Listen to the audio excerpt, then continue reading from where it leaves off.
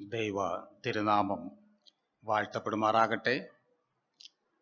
ഇന്ന് രാത്രിയിൽ പ്രിയ ജെയിംസ് റീസ് സാറിൻ്റെ കുടുംബത്തിൻ്റെ ആഭിമുഖ്യത്തിൽ ഈ ഹാളിൽ നടക്കുന്ന കോട്ടേജ് മീറ്റിങ്ങിൽ കടന്നു വന്ന് സംബന്ധിക്കുവാനും ദൈവവചനം ശുശ്രൂഷിക്കുവാനും എനിക്ക് അവസരം സംജാതമാക്കിയ സർവകൃപാലുവായ ദൈവത്തിന് എല്ലാ മഹത്വവും പുകഴ്ചയും ഞാൻ ആദ്യമേ അർപ്പിക്കുന്നു. മാത്രമല്ല, ഈ മീറ്റിങ്ങിലേക്ക് എന്നെ ക്ഷണിച്ച പ്രിയ ജെയിംസ് റീസ് സാറിനോടും കുടുംബത്തോടുമുള്ള നന്ദിയെയും ഞാൻ പ്രകാശിപ്പിക്കുന്നു. അനേക വർഷങ്ങൾക്ക് ശേഷമാണ് ഇവിടെ ഇങ്ങനെ ഞാൻ നിൽക്കുന്നത്. ഏതാണ്ട് 4-5 വർഷങ്ങൾക്ക് മുമ്പാണ് ഇതുപോലെ ജെയിംസ് റീസ് സാറിൻ്റെ ഭവനത്തിൻ്റെ ഒരു പ്രാർത്ഥനയ്ക്ക് കടന്നു വന്ന് വചനം ശുശ്രൂഷിച്ചത്. അനേക നാളുകൾക്ക് ശേഷം ഇങ്ങനെ ഒരു അവസരം എനിക്ക് കിട്ടി. ഏതാണ്ട് 2 വർഷങ്ങൾക്ക് മുമ്പ് പ്രിയ സഹോദരൻ സജി മാത്യൂസിൻ്റെ ഭവനത്തിൽ നടന്ന പ്രാർത്ഥനയിലും വചനം ശുശ്രൂഷിച്ചത് ഞാൻ ഓർക്കുന്നു. വളരെ അനുഗ്രഹീതമായ അനുഭവ സാക്ഷ്യങ്ങൾ നാം കേട്ടുകൊണ്ടിരിക്കുകയായിരുന്നു. കഴിഞ്ഞ ദീർഘവർഷങ്ങൾ കർത്താവിൻ്റെ ഒരു സാക്ഷിയായി തൻ്റെ ഔദ്യോഗിക ജീവിതത്തോടുള്ള ബന്ധത്തിൽ നിലനിൽക്കുവാൻ ദൈവം പ്രിയ സഹോദരന് കൃപ കൊടുത്തു. അന്നും താൻ വളരെ തിരക്കേറിയ ഒരു ജീവിതമാണ് നയിച്ചത്. റിട്ടയർമെൻറ്റ് കഴിഞ്ഞപ്പോൾ അതിനേക്കാൾ കൂടുതൽ തിരക്കായി. എന്നാൽ കർത്താവിൻ്റെ വേലയിൽ കൂടുതൽ അന്നും ഇന്നും വ്യാപൃതനാകുന്നു. അതോർത്ത് നമുക്കെല്ലാം സന്തോഷമുണ്ട്. ഞാനും സന്തോഷിക്കുന്നു. ഞാൻ ഓർക്കുകയായിരുന്നു, പ്രിയ സഹോദരനെ ആദ്യമായിട്ട് ഞാൻ പരിചയപ്പെടുന്ന 1977 അന്ന് ഞാൻ ഇവിടെ തിരുവനന്തപുരം എഞ്ചിനീയറിംഗ് കോളേജിൽ വിദ്യാർത്ഥിയായിരിക്കുന്ന കാലത്ത്. അന്ന് പ്രിയ സഹോദരനും കുടുംബമൊക്കെ കുന്നുകുഴിയിലായിരുന്നു. അന്ന് മുതലേ ഉള്ള പരിചയമാണ്. അതിനുശേഷം യുവജന ശുശ്രൂഷയുള്ള ബന്ധത്തിലും ഞങ്ങൾക്ക് ധാരാളം സഹകരിക്കുവാനും പ്രവർത്തിക്കുവാനൊക്കെ അവസരം കിട്ടിയിട്ടുണ്ട്. അന്ന് ആരംഭിച്ച ആ സ്നേഹ കൂട്ടായ്മ ബന്ധം ഇന്നും തുടർന്ന് പോരുന്നു. പ്രിയ സഹോദരൻ കർത്താവിൻ്റെ വേലയിൽ ഇന്ന് കൂടുതൽ ഉത്സുകനായി കഴിയുന്നു. അതോർത്ത് ഞാൻ സന്തോഷിക്കുന്നു. പ്രിയ സഹോദരി ഷേർലിയും ജോലിയോടുള്ള ബന്ധത്തിൽ വളരെ സാക്ഷ്യം പുലർത്തി കഴിയുകയാണ്. ഞാൻ ചിലപ്പോൾ ഓർക്കാറുണ്ട്, ഈ പൂർണ്ണസമയ സുവിശേഷകരാകുന്ന ഞങ്ങളെക്കാൾ വളരെ ബുദ്ധിമുട്ട് ഈ സെക്കുലർ ഫീൽഡിലുള്ളവർ അനുഭവിക്കുന്നുണ്ട്. അതെനിക്കും അറിയാം. ഞാനും സെക്കുലർ ഫീൽഡിലായിരുന്നല്ലോ. അവിടെ സാക്ഷ്യം പുലർത്തി പോരുക എന്നുള്ളത് വളരെ ശ്രമകരമായൊരു ജോലിയാണ്. എന്നാൽ നമ്മുടെ പല സഹോദരന്മാരും അവിടെ സാക്ഷ്യം പുലർത്തിയും സാക്ഷ്യം പറഞ്ഞും ദൈവനാമം മഹത്വപ്പെടുത്തി ജീവിക്കുന്നു. അങ്ങനെയുള്ളവർക്ക് ദൈവം കൂടുതൽ കൃപ വരുന്ന ദിവസങ്ങൾ കൊടുക്കട്ടെ എന്ന് ഞാൻ പ്രാർത്ഥിക്കുന്നു. പ്രിയ കുഞ്ഞുങ്ങളുടെയും സാക്ഷ്യം നാം കേട്ടുകൊണ്ടിരിക്കുകയായിരുന്നു. എല്ലാവരുടെയും സാക്ഷ്യത്തിൻ്റെ അടിക്കുറിപ്പ് എന്നുള്ളത് ദൈവത്തിൻ്റെ ഹിതം മനസ്സിലാക്കി ജീവിക്കണം എന്നുള്ളതാണ്. ആ ഒരു താല്പര്യം പ്രിയ കുഞ്ഞുങ്ങൾ 3 പേർക്കും ദൈവം കൊടുത്തിട്ടുണ്ട്. അവരുടെ ജീവിതത്തിലെ വളരെ ക്രൂഷ്യൽ ഡിസിഷൻസ് എടുക്കേണ്ട ഒരു സന്ദർഭത്തിൽ എത്തിയിരിക്കുകയാണ്. അത് നമുക്കെല്ലാം അറിയാം. അവരും നാമും ഒക്കെ പ്രാർത്ഥിക്കുന്നുണ്ട്. ഏതായാലും ഇത്രയും പേരുടെ പ്രാർത്ഥനയുടെ പിൻബലം ഉള്ളത് കൊണ്ട് കുഞ്ഞുങ്ങൾക്കാർക്കും ദൈവഹിതം നഷ്ടപ്പെടുകയില്ല എന്നുള്ളതും ഉറപ്പാണ്. വരുന്ന ദിവസങ്ങളിൽ അങ്ങനെ ജീവിക്കുവാൻ ദൈവം പ്രിയപ്പെട്ടവരെ സഹായിക്കട്ടെ. ഇനിയുള്ള അല്പസമയം വചന ശുശ്രൂഷയ്ക്ക് വേണ്ടിയുള്ള സമയമാണ്. ഏതാണ്ട് 40-45 മിനിറ്റ് നമുക്കുണ്ട്. ആ സമയത്തിനുള്ളിൽ തന്നെ തീർക്കുവാനാണ് ഞാനും ആഗ്രഹിക്കുന്നത്. സാധാരണ ഞാൻ പറയുന്ന ഒരു കാര്യമാണ്, വചനം ആര് സംസാരിക്കുന്നു, എന്ത് സംസാരിക്കുന്നു എന്നുള്ളതിനേക്കാൾ പ്രധാനം നാം അത് എങ്ങനെ കേൾക്കുന്നു എന്നുള്ളതാണ്. അതിനനുസരിച്ചാണ് നമുക്ക് പ്രയോജനം ലഭിക്കുന്നത്.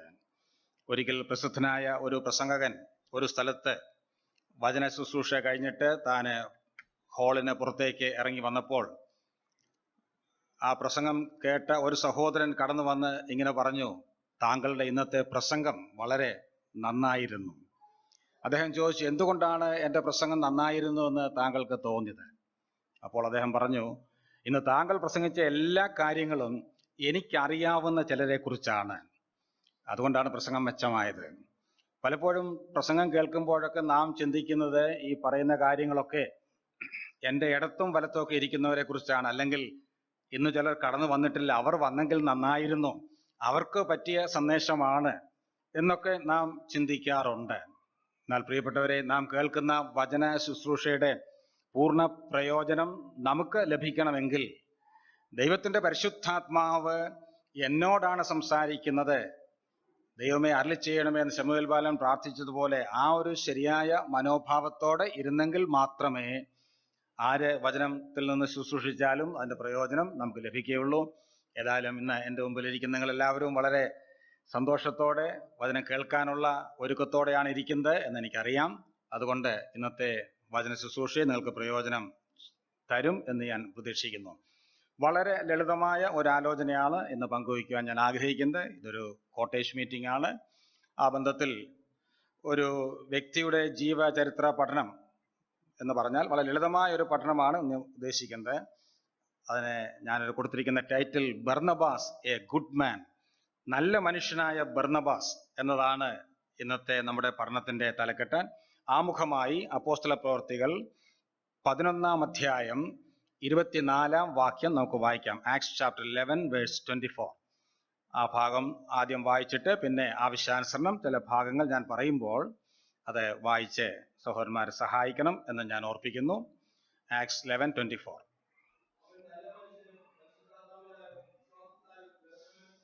തൽക്കാലം അത്രയും മതി.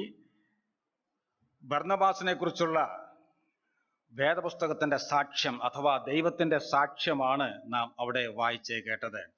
അവൻ നല്ല മനുഷ്യനും പരിശുദ്ധാത്മാവിനാലും വിശ്വാസത്താലും നിറഞ്ഞവനും ആയിരുന്നു. വിശുദ്ധ വേദപുസ്തകത്തിൽ ദൈവം ചില വ്യക്തികളെ കുറിച്ച് നേരിട്ട് പറഞ്ഞിട്ടുള്ള സാക്ഷ്യങ്ങൾ നാം വായിക്കുന്നു. അതുപോലെ തന്നെ ദൈവാത്മ നിശ്വസ്തതയിൽ വേദപുസ്തക രചയിതാക്കൾ എഴുതിയിട്ടുള്ള സാക്ഷ്യങ്ങളും നാം വായിക്കുന്നു. ഇങ്ങനെ രണ്ടു തരം സാക്ഷ്യങ്ങൾ നമുക്ക് വായിക്കാൻ സാധിക്കും. അത് എങ്ങനെയുള്ള സാക്ഷ്യങ്ങളാണെങ്കിലും തിരുവെഴുത്തിൽ രേഖപ്പെടുത്തിയിട്ടുണ്ടെങ്കിൽ തീർച്ചയായും ഈ രണ്ടു തരം സാക്ഷ്യങ്ങൾക്കും ദൈവത്തിന്റെ സീൽ ഓഫ് അപ്രൂവൽ, ദൈവത്തിന്റെ അംഗീകാരത്തിന്റെ മുദ്രയുണ്ട്, അല്ലെങ്കിൽ ദൈവത്തിന്റെ സിഗ്നേച്ചർ, ദൈവത്തിന്റെ കയ്യൊപ്പുണ്ട് എന്ന് നാം മറന്നു പോകരുത്. വിശുദ്ധ തിരുവെഴുത്ത് മനുഷ്യനെ കുറിച്ച് സാക്ഷ്യം പറയുന്നു. ഇവിടെ ഈ സാക്ഷ്യത്തിലേക്ക് വരുന്നതിന് മുമ്പ് ആമുഖമായി വേദപുസ്തകത്തിലെ സാക്ഷ്യങ്ങളെ കുറിച്ച് തന്നെ ചില കാര്യങ്ങൾ പൊതുവായിട്ട് ചുരുക്കമായി പറഞ്ഞ് മുന്നോട്ട് പോകുവാൻ ഞാൻ ആഗ്രഹിക്കുന്നു. ഈ സാക്ഷ്യങ്ങളൊക്കെ വായിക്കുമ്പോൾ എന്നെ വളരെ ആശ്ചര്യപ്പെടുത്തിയിട്ടുള്ള ഒരു വസ്തുത, നമ്മുടെ ദൈവം മനുഷ്യരായ നമ്മെക്കുറിച്ച് സാക്ഷ്യം പറയുവാൻ തൽപരനാണ് എന്നാണ് നമുക്ക് മനസ്സിലാക്കാൻ കഴിയുന്നത്. നാം കർത്താവിന്റെ സാക്ഷികളാകണമെന്ന് കർത്താവ് തന്നെ കൽപ്പിച്ചിട്ടുണ്ട്. അപ്പോസ്തല പ്രവൃത്തികൾ 1:8. നാം കർത്താവിന്റെ സാക്ഷികളാകണം, കർത്താവിനെ കുറിച്ച് സാക്ഷ്യം പറയുന്നവരുമാകണം. അത് ഏറെക്കുറെ നാം ചെയ്യുന്നുണ്ട്. അത് കാര്യങ്ങളുടെ ഒരു വശം. എന്നാൽ മറുവശത്ത് നമ്മെക്കുറിച്ച് സാക്ഷ്യം പറയുവാൻ സർവശക്തനും സർവജ്ഞാനിയുമായ ദൈവത്തിന് താല്പര്യമുണ്ട് പോലും. അത് നമ്മെ വളരെ അത്ഭുതപ്പെടുത്തുന്ന ഒരു വസ്തുതയാണ്. അതുപോലെ ഒരു ഭയ നിർദ്ദേശവുമാണ്. ആരാണ് ദൈവം? ദൈവം സർവശക്തനും സർവജ്ഞാനിയുമാണ്. ആരാണ് മനുഷ്യൻ? നാം ഉറച്ചു നിന്നാൽ ഒരു ശ്വാസം മാത്രം, ചാഞ്ഞു പോകുന്ന നിഴൽ പോലെയുള്ള മനുഷ്യൻ, വയലിലെ പൂ പോലെ പൂക്കുന്ന മനുഷ്യൻ, കാറ്റടിച്ചാൽ ഇല്ലാതെ പോകുന്ന മനുഷ്യൻ.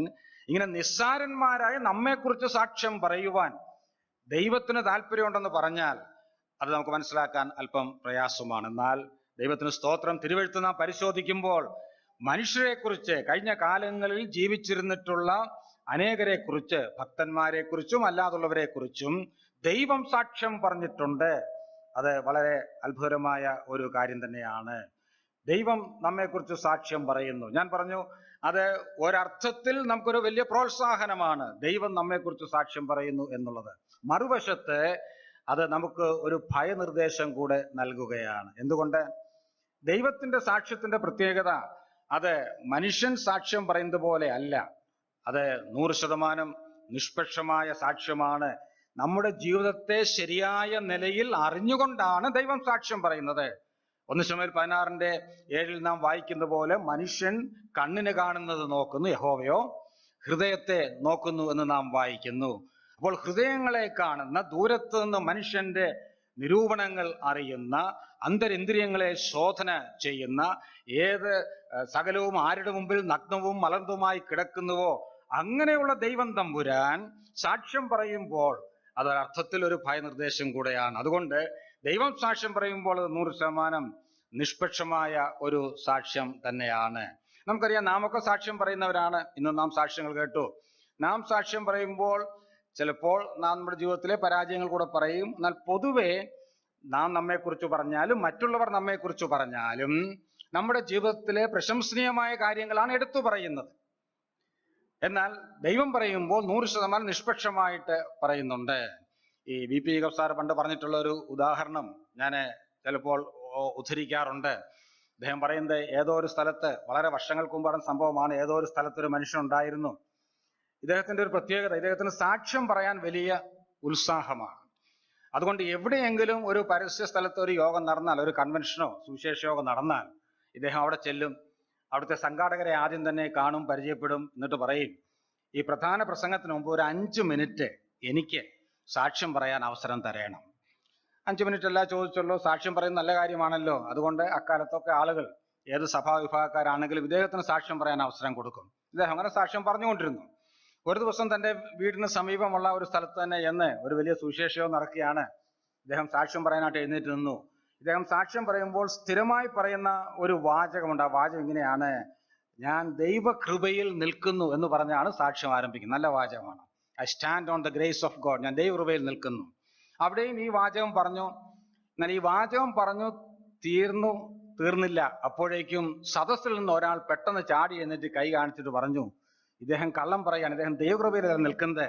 ഇദ്ദേഹം എന്റെ കടയിൽ നിന്ന് 6 മാസം മുമ്പ് വാങ്ങിച്ച ഷൂസ് ഇട്ടുകൊണ്ടാണ് നിൽക്കുന്നത്. ഇതുവരെ പൈസ തന്നിട്ടില്ല എന്ന് പറഞ്ഞു. ഒരു വശത്ത് ഇദ്ദേഹം പറയുകയാണ്, ഞാൻ ദൈവകൃപയിൽ നിൽക്കുന്നു. കേട്ട ആൾ പറയുകയാണ്, അങ്ങനൊന്നുമല്ല, എന്റെ കടയിൽ നിന്ന് വാങ്ങിച്ച ഷൂസ് ഇട്ടുകൊണ്ടാണ് നിൽക്കുന്നത്. ഇതുവരെ പൈസയും തന്നിട്ടില്ല. നല്ല സാക്ഷ്യമല്ലേ? അപ്പൊ ഇങ്ങനെ ഒരു കൗണ്ടർ ടെസ്റ്റ് മണി കേട്ടത് കൊണ്ട് ഇദ്ദേഹത്തിന് സാക്ഷ്യം തുടരാൻ കഴിഞ്ഞില്ല. ഒന്ന് ആലോചിച്ച് നോക്കുക. നാം ഒക്കെ സാക്ഷ്യം പറയുമ്പോൾ നമ്മെ അകവും പുറവും അറിയാവുന്ന അയൽക്കാരും കൂടെ നമ്മെക്കുറിച്ച് സാക്ഷ്യം പറഞ്ഞാൽ എങ്ങനെ ഇരിക്കും? തീർച്ചയായും നമ്മെക്കുറിച്ച് അങ്ങനെ പറയുകയില്ലെന്ന് ഉറപ്പുണ്ട്. എങ്കിലും ഞാൻ പറയുകയാണ്, ഒന്ന് ചിന്തിച്ചു നോക്കുക.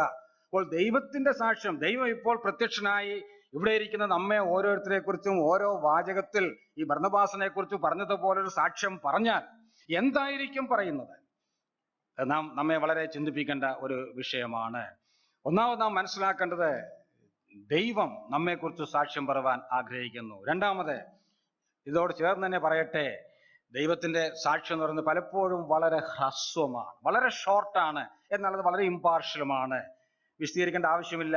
ഈ രാജാക്കന്മാരുടെ പുസ്തകമൊക്കെ വായിക്കുമ്പോൾ നമുക്കറിയാം, പല രാജാക്കന്മാരുടെയും ചരിത്രം പറഞ്ഞു തുടങ്ങുമ്പോൾ തന്നെ ഒരു വാചകം ദൈവത്തിന്റെ അഭിപ്രായം ആ രാജാവിനെ കുറിച്ചുള്ളത് പറയും. എന്താണ് പറയുന്നത്? ഒന്നുകിൽ പറയും, അവൻ യഹോവയ്ക്ക് പ്രസാദമായുള്ളത് ചെയ്തു.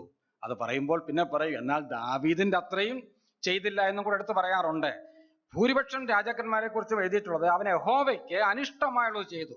ദൈവത്തിന്റെ സാക്ഷ്യങ്ങളൊക്കെ വളരെ ബ്രീഫാണ്. ദൈവം നമ്മെക്കുറിച്ച് ഒരു പ്രബന്ധമൊന്നും അവതരിപ്പിക്കുകയില്ല, ഒരു ചെറിയ സാക്ഷ്യം മാത്രമാണ് പറയുന്നത്. എന്നാൽ 100% വിശ്വസനീയമാണ്, നിഷ്പക്ഷമാണ്. ഒരുപക്ഷെ ഇന്ന് ദൈവം പ്രത്യക്ഷനായി നമ്മെക്കുറിച്ച് സാക്ഷ്യം പറഞ്ഞില്ലെങ്കിലും ഒരു ദിവസം നമ്മെ ഓരോരുത്തരെ കുറിച്ചും ദൈവം സാക്ഷ്യം പറയും. എപ്പോഴാണ്? 2 കൊരിന്ത്യർ 5:10 നാം വായിക്കുന്നു, അവനവൻ ശരീരത്തിലിരിക്കുമ്പോൾ ചെയ്തത് നല്ലതാകലും തീയതാകലും അതിന് തക്കവണ്ണം പ്രാപിക്കേണ്ടതിന് നാം ഓരോരുത്തരും ക്രിസ്തുവിന്റെ ന്യായാസനത്തിന് മുൻപാകെ വെളിപ്പെടേണ്ടതാകുന്നു. അന്ന് ദൈവം നമ്മെക്കുറിച്ചൊരു സാക്ഷ്യം പറയും. അന്ന് എന്തായിരിക്കും നമ്മെക്കുറിച്ച് പറയുന്നത്?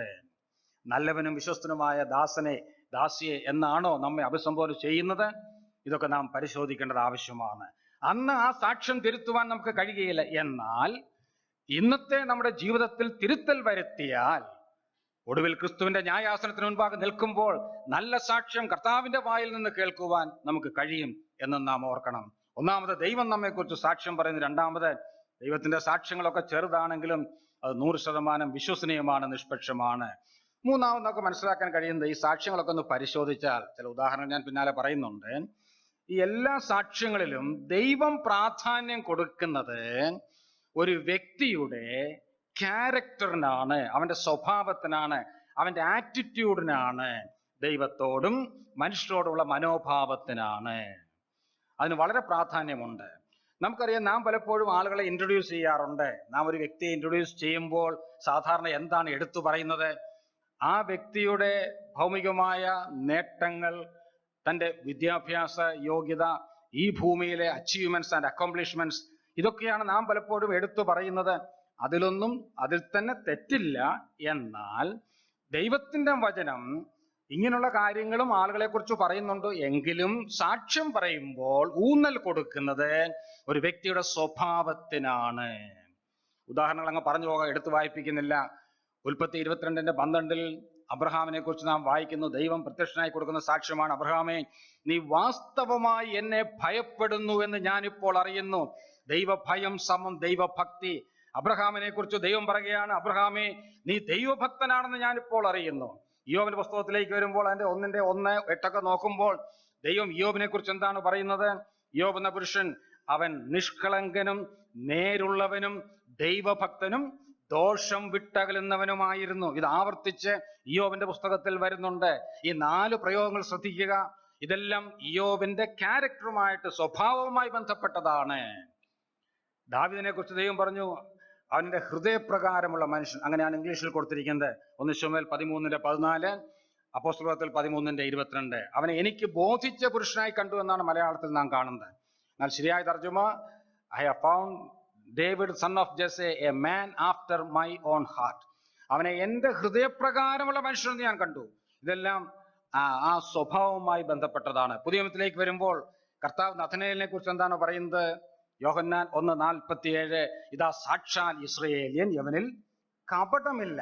പാപം ഇല്ല എന്നല്ല, അവനിൽ കപടമില്ല. അവൻ കപടഭക്തനല്ല, ഹിപ്പോക്രസി ഇല്ല. നമ്മൾ എബ്രായർ 11:5 അവിടെ ഹാനോക്കിനെ കുറിച്ച് വായിക്കുന്നു. ഹാനോക്ക് എടുക്കപ്പെടുന്നതിന് മുമ്പേ അവൻ ദൈവത്തെ പ്രസാദിപ്പിച്ചു എന്ന് സാക്ഷ്യം പ്രാപിച്ചു. അപ്പോൾ ഇതെല്ലാം പരിശോധിക്കുമ്പോൾ നമുക്ക് മനസ്സിലാക്കാൻ കഴിയുന്ന കാര്യം, God is much interested in our character rather than our achievements and accomplishments. നമ്മുടെ ഈ ഭൂമിയിലെ ഭൗമികമായ നേട്ടങ്ങൾ അല്ലെങ്കിൽ നമ്മുടെ സമ്പത്ത്, ഇതിനേക്കാൾ കൂടുതൽ ദൈവം താല്പര്യം കാണിക്കുന്നത് നമ്മുടെ സ്വഭാവത്തിനാണ്, അഥവാ നമ്മുടെ സ്വകാര്യ ജീവിതത്തിനാണ്. എന്താണ് ഈ ക്യാരക്ടർ എന്ന് പറയുന്നത്, സ്വഭാവം എന്ന് പറയുന്നത്? D.L. മൂഡിയുടെ പ്രസിദ്ധമായ ഒരു പ്രസ്താവനയുണ്ട്, character is what we are in the dark. ഒരുവൻ ഇരുട്ടത്തായിരിക്കുമ്പോൾ ആരായിരിക്കുന്നുവോ അതാണ് അവന്റെ സ്വഭാവം. നാടൻ ഭാഷയിൽ പറഞ്ഞാൽ അതാണ് അവന്റെ തനിനിറം. ഒരുവൻ ഏകാന്തതയിലായിരിക്കുമ്പോൾ, അവന്റെ സ്വകാര്യതയിൽ അവൻ ആരായിരിക്കുന്നുവോ അതാണ് ആ വ്യക്തിയുടെ യഥാർത്ഥമായ സ്വഭാവം. അതിലാണ് ദൈവം താല്പര്യം കാണിക്കുന്നത്, അതാണ് ദൈവം ശ്രദ്ധിച്ചു നോക്കുന്നത്. അതിന്റെ അടിസ്ഥാനത്തിലാണ് ദൈവം നമ്മെക്കുറിച്ച് സാക്ഷ്യം പറയുന്നത്, നമ്മുടെ ജീവിതത്തിന് ദൈവം മാർക്കിടുന്നത്. പ്രിയപ്പെട്ടവരെ, ഇത് വളരെ നമ്മെ ചിന്തിപ്പിക്കേണ്ട ഒരു വിഷയമാണ്. ഇവിടെ ബർന്നബാസിന്റെ സാക്ഷ്യത്തിലേക്ക് നമുക്ക് വരാം. ബർന്നബാസിനെ കുറിച്ച് ഒരു ചെറിയ വാചകം: അവൻ നല്ല മനുഷ്യനും പരിശുദ്ധാത്മാവിനാലും വിശ്വാസത്താലും നിറഞ്ഞവനുമായിരുന്നു. എൻ്റെ ആദ്യ ഭാഗമാണ് എൻ്റെ ശ്രദ്ധയെ കൂടുതൽ ആകർഷിച്ചത്. He was A good man. അവൻ നല്ല മനുഷ്യനായിരുന്നു. അതിലെല്ലാം ഉണ്ട്. ഒരു ചെറിയ വാചകം. ഇത് ദൈവം നേരിട്ട് പ്രത്യക്ഷനായി കൊടുത്ത സാക്ഷ്യമല്ല, ദൈവാത്മ നിശ്വസ്തതയിൽ ലൂക്കോസ് രേഖപ്പെടുത്തിയിരിക്കുന്നതാണ്. എന്നാൽ ഞാൻ നേരത്തെ പറഞ്ഞതുപോലെ ദൈവത്തിന്റെ അഭിപ്രായം, ദൈവത്തിന്റെ സാക്ഷ്യം തന്നെയാണ്. ഇതെങ്ങനെയാണ് ഇങ്ങനൊരു സാക്ഷ്യം ബർന്നബാസിന് ലഭിച്ചത്? തീർച്ചയായും ബർന്നബാസ് തൻ്റെ ജീവിതം കൊണ്ട് അത് നേടിയെടുത്തതാണ്. ആ ഒരു സാക്ഷ്യം കിട്ടാൻ വേണ്ടി താനൊന്നും ചെയ്തു എന്നല്ല, താൻ തൻ്റെ ജീവിതം കൊണ്ട് അവൻ ചെയ്ത കാര്യങ്ങളുടെ അടിസ്ഥാനത്തിൽ 1-ാം നൂറ്റാണ്ടിലെ സഭയിൽ തനിക്ക് കിട്ടിയ ഒരു നല്ല സാക്ഷ്യമാണ് അവനൊരു നല്ല മനുഷ്യൻ ആയിരുന്നു എന്നുള്ളത്. അവിടെ ശ്രദ്ധിക്കേണ്ട കാര്യം, തൻ്റെ ജീവിതകാലത്ത് തന്നെ ഇങ്ങനെ ഒരു സാക്ഷ്യം താൻ പ്രാപിച്ചു. തൻ്റെ ജീവിതകാലത്ത് തന്നെ ഇങ്ങനെ ഒരു സാക്ഷ്യം പ്രാപിച്ചു. അതും ശ്രദ്ധേയമായൊരു കാര്യമാണ്. പലപ്പോഴും നാം അറിയുന്നൊരു കാര്യമാണ്, ഈ ആളുകൾ മരിച്ചു കഴിഞ്ഞതിന് ശേഷം, വിശേഷാൽ ശവസംസ്കാര ശുശ്രൂഷയൊക്കെ നടത്തുമ്പോൾ ഇന്ന് നാം സാധാരണ കാണുന്ന ഒരു പരിപാടിയാണ് ഈ അനുസ്മരണം പറയുക. അനുസ്മരണം പറഞ്ഞ് ചിലപ്പോൾ മണിക്കൂറുകൾ ശുശ്രൂഷകൾ നീണ്ടും പോകാറുണ്ട്. അത് തെറ്റൊന്നുമില്ല. എന്നാൽ ഈ അനുസ്മരണം പറയുമ്പോൾ ചിലപ്പോൾ പരിചയമുള്ളവരും പരിചയമില്ലാത്തവരൊക്കെ കടന്നു വന്ന് അനുസ്മരണം പറയാറുണ്ട്. ഇപ്പൊ ഞങ്ങളെപ്പോലുള്ള സുവിശേഷന്മാരെ ഒക്കെ കണ്ടു കഴിഞ്ഞാൽ ഒരു പരിചയമില്ലാത്തവരെ കുറിച്ച് അനുസ്മരണം പറയാൻ നിർബന്ധിക്കും. അത് പേടിച്ച് ചിലപ്പോൾ ഞാൻ ശവസംസ്കാര ശുശ്രൂഷയ്ക്ക് പലതിനും പോകാറില്ല. നല്ലപോലെ പരിചയമുള്ള ആളുകളുടെ മാത്രമേ പോകാറുള്ളൂ. അപ്പോൾ നമുക്ക് പരിചയം ഉണ്ടെങ്കിലും ഇല്ലെങ്കിലും അനുസ്മരണം പറയണം. പിന്നെ അനുസ്മരണം പറയുമ്പോൾ മരിച്ചു പോയവരെ കുറിച്ച് നല്ല കാര്യങ്ങൾ മാത്രമേ പറയാൻ പാടുള്ളൂ. അതൊരു നാട്ടുനടപ്പാണ്. അതുകൊണ്ട് എല്ലാവരും നല്ല കാര്യമേ പറയുകയുള്ളൂ. ഞാനിങ്ങനെ കേട്ടിട്ടുണ്ട്, ഒരിക്കലും ഒരു അച്ഛൻ പറഞ്ഞ ഒരു കാര്യം, അദ്ദേഹത്തിന് പറ്റിയ ഒരു അബദ്ധം മാത്രമല്ല, ഒരു വലിയ പ്രശ്നം താൻ എങ്ങനെ സോൾവ് ചെയ്തു എന്നുള്ളത് താൻ പറഞ്ഞതാണ്. ഒരു വലിയ ഇടവകയിലെ അച്ഛനാണ്. തൻ്റെ ഇടവകയിൽ വല്ലപ്പോഴും മാത്രം പള്ളിയിൽ വരുന്ന എന്ന് പറഞ്ഞാൽ ഈസ്റ്ററിനും ക്രിസ്മസിനും അങ്ങനെ ചുരുക്കം ചില സമയങ്ങളിൽ മാത്രം പള്ളിയിൽ വരുന്ന ഒരു മനുഷ്യനുണ്ടായിരുന്നു. ഒരു ദിവസം അദ്ദേഹം മരിച്ചു. ആര് മരിച്ചാലും അച്ഛനാണ് ശവസംസ്കാര ശുശ്രൂഷ നടത്തേണ്ടത്. മാത്രമല്ല ആ സമയത്ത് ഈ മരിച്ചുപോയ വ്യക്തിയെക്കുറിച്ച് 2 വാക്ക് പറയുകയും വേണം. ഈ മനുഷ്യന്റെ മറ്റൊരു സഹോദരൻ, ഇളയ സഹോദരൻ, അദ്ദേഹം നാട്ടിലെ അറിയപ്പെടുന്ന ഒരു മാഫിയ ലീഡറാണ്, അല്ലെങ്കിൽ ഒരു ഗുണ്ടാ തലവനാണ്. ഇദ്ദേഹം വല്ലപ്പോഴൊക്കെ പള്ളിയിൽ വരും. അപ്പോൾ ഈ കഥാനായകൻ മരിച്ചു. അന്ന് രാത്രിയിൽ ഇദ്ദേഹത്തിന്റെ സഹോദരൻ, ആ ഗുണ്ടാ തലവൻ, ഈ അച്ഛനെ കാണാൻ വേണ്ടി ഏതാണ്ട് പാതിരാത്രി ആയപ്പോൾ വീട്ടിൽ വന്നു. എന്നിട്ട് അച്ഛനോട് പറഞ്ഞു, നിങ്ങളുടെ ഇടവക അംഗവും എൻ്റെ സഹോദരനുമായി ഇന്നയാൾ മരിച്ചു എന്ന് അറിയാമല്ലോ, നാളെ അച്ഛനാണ് ശവസംസ്കാര ശുശ്രൂഷ നടത്തുന്നത്. അപ്പോൾ ഈ അച്ഛൻ പ്രസംഗിക്കുന്ന സമയത്ത് മൈക്കിന്റെ മുമ്പിൽ വരുമ്പോൾ ഒരു കാര്യം എടുത്തു പറയണം. അച്ഛൻ ചോദിച്ചു, എന്താണ് പറയേണ്ടത്? ഈ മരിച്ചുപോയ മനുഷ്യൻ നല്ലൊരു ഭക്തനാണെന്ന് അച്ഛൻ ഉറച്ചു പറയണം എന്ന് പറഞ്ഞു. അപ്പോൾ അച്ഛൻ പറഞ്ഞു, അത് ഇച്ചിരി ബുദ്ധിമുട്ടുണ്ട്, ഇദ്ദേഹത്തെ എല്ലാവർക്കും അറിയാം, എനിക്കും അറിയാം, അതുകൊണ്ട് അങ്ങനെ ഞാൻ പറഞ്ഞാൽ ഞാൻ മറ്റുള്ളവരുടെ മുമ്പിൽ കള്ളനാകും, വലിയ പ്രയാസമാണെന്ന് പറഞ്ഞു. അപ്പോൾ ഇദ്ദേഹം എഴുന്നേറ്റു, അച്ഛനോട് പറഞ്ഞു, ഞാൻ പറയാനുള്ളത് പറഞ്ഞു, അച്ഛൻ വേണ്ടതുപോലെ ചെയ്യുക, നാളെ രാത്രി ഞാൻ ഇങ്ങോട്ട് വരുന്നുണ്ട് എന്ന് പറഞ്ഞ് ഇദ്ദേഹം അങ്ങ് പോവുകയും ചെയ്തു. അന്ന് രാത്രിയിൽ അച്ഛന് ഉറക്കം വന്നില്ല. കാരണം ഇദ്ദേഹം പറഞ്ഞതുപോലെ ചെയ്താൽ ഇടവകക്കാരുടെ മുമ്പിലും നാട്ടുകാരുടെ മുമ്പിലും അച്ഛൻ കള്ളനാകും, ചെയ്തില്ലെങ്കിൽ ഇദ്ദേഹം ഉപദ്രവിക്കുന്നുള്ള ഭയം. എന്ത് ചെയ്യണമെന്നറിയാൻ താൻ വളരെ വിഷമിച്ചു. ഒടുവിൽ തനിക്കൊരു ആശയമൊക്കെ കിട്ടി.